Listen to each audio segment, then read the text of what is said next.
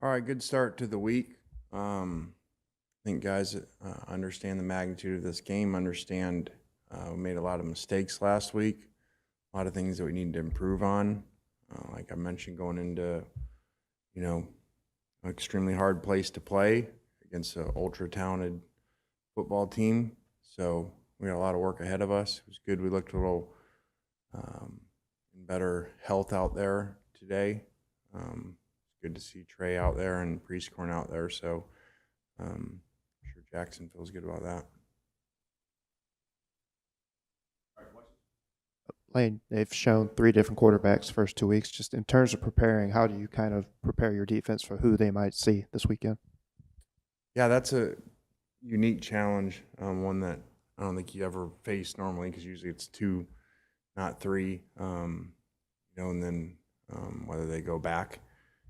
And so, that's challenging because obviously one of the three are very different than the other two. So, but got to be ready for whoever plays, and we got to work on ourselves first, which is we got to play a lot better on defense because we did not play very good Saturday.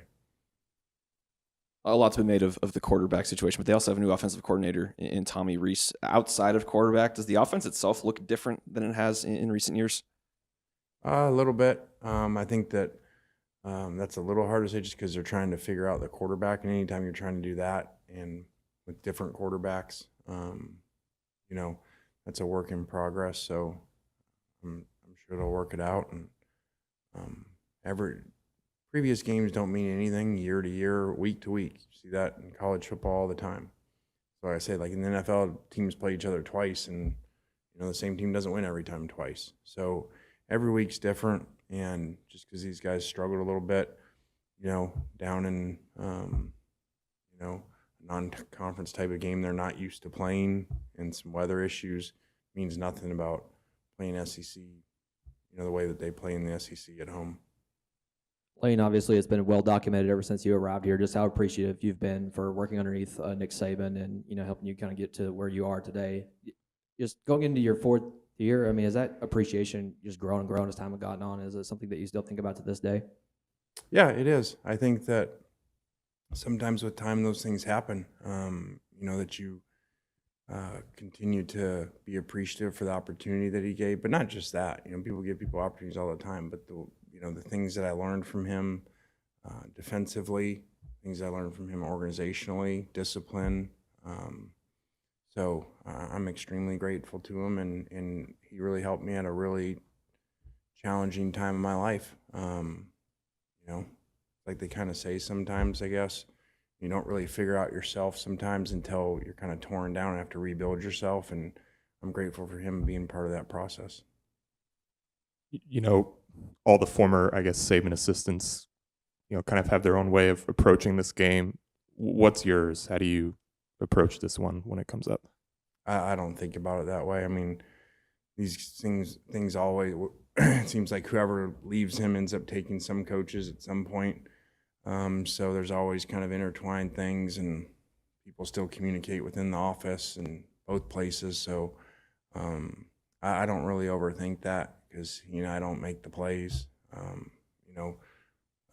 We got a lot of coaches and players that do that. So I don't really put anything extra into that. We just got to prepare for an opponent that's got great players. And I mean, I was thinking this morning, probably Perkins, probably our only player on our roster they wanted. So, if you look at it that way, they basically had 85 draft picks, and then we took what they didn't want. So you gotta go there and play against that. You got to be really well prepared. You got to get some breaks. You got to really scheme things up just to have a chance. So, Lane, Saturday night, I thought we defensed the speed sweeps, the horizontal runs pretty well with our speed, but right up between tackles, how did you surmise that? Just missed opportunities or people in the wrong places? Yeah, I thought Georgia Tech did a good job. I could be wrong, but I think Georgia Tech's going to be good offensively throughout the year, which they were number one AC coming in through 2 weeks. But they're much improved. Their coaching staff's really schematically done a good job. Took the A&M quarterback, and he seems like a brand new player the way they have him playing. So I think they're going to move the ball on a lot of people, but we got to play better. I know you don't get into specifics with injuries, but Zamari Walton went down. When can Ole Miss fans expect him to return? Yeah, I would anticipate him being fine. Well, I think the last time that Alabama lost this early into the season was when you were there, and then when Ole Miss went to Tuscaloosa and beat them. But just having been on that team and all that, for a program of that stature, losing that early into the season, could you sense that there was a little bit more pressure on them at that point in time, just kind of feeling like their backs against the wall when they really weren't? Or was that kind of irrelevant? Well, I think, you guys hear me talk about what's bad is good and what's good is bad. What you think is one thing can be the other. And sometimes that happens. Sometimes you lose early. I mean, I was thinking of going there. I think, in my 3 years there, we only lost one time at home the whole time, and that was Ole Miss. And sometimes that can kind of humble, the team, can reset things. And you see that often. People have a loss early.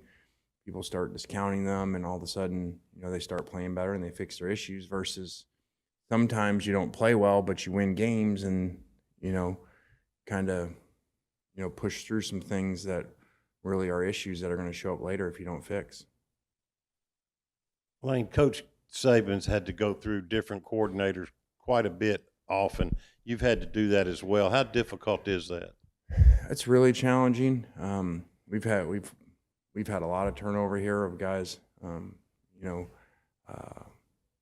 getting different jobs and having to reset structure-wise, offense and defense and position. So he's done it better than anybody over time, and really, again, speaks to why he's the best coach in the history of college football and maybe all of sports. To be in a time of scholarship limitations, which the old coaches didn't deal with. I mean, I just told you he's got 85 players we couldn't get. What if he had 150, so like they used to. So, and then the staff's now moved so much, so he's been able to work through that, and like no one ever has. And so that's why he's the best. It's really amazing what he does. Lane, what did you see on film that led you to make the comment last night about Coach Robinson coaching their defense? That was, again, I was asked the question what it was like going against Steele's defense, so I wasn't really trying to start this big thing. We saw things on TV copy just where it was different, of first off of what the play looked like, the calls and stuff, and then so we looked into that further, and then, I mean, it ain't no secret. We kind of, people in these buildings know each other, so obviously got some information that way too. So, it just is what it is, kind of like the quarterbacks. You got to prepare for a different quarterback, prepare for a different play caller. So we got a game film of that. I'm not sure whatever transpired after Texas, but we're going to have our hands full no matter what. If Milroe's the starter, what challenge does he present with his feet? Well, I think you're good at asking those questions you know the answer to. He's hard to catch, hard to tackle, hard to bring down, can run physical too. So he's a big challenge, as you saw early in the season. A little bit off topic, but I'm sure you're aware of what your walk-on quarterback, Braden Waterman's going through with cancer treatments and whatnot and all that. What can you say about the support that he's received up to this point? Has it been any surprise to see the players respond to the way they have to that?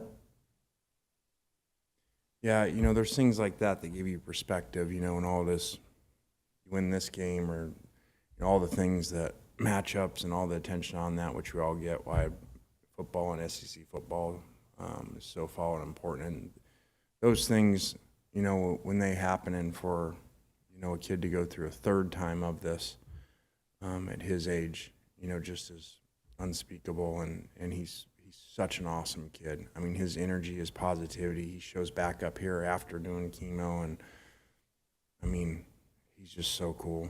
And I just love being around him, and talk to our players about when they're down, about they don't have enough plays, and they didn't carry the ball enough or catch the ball enough. Look what he's going through and fighting through, and still here positive. So he's awesome. I really do love him. I didn't know if you had a favorite. I know you had mentioned the Western Kentucky deal before, but I didn't know if you had a favorite Nick Saban story in the past. I don't know. We got so much work to do on this game. I don't know. That one's well documented.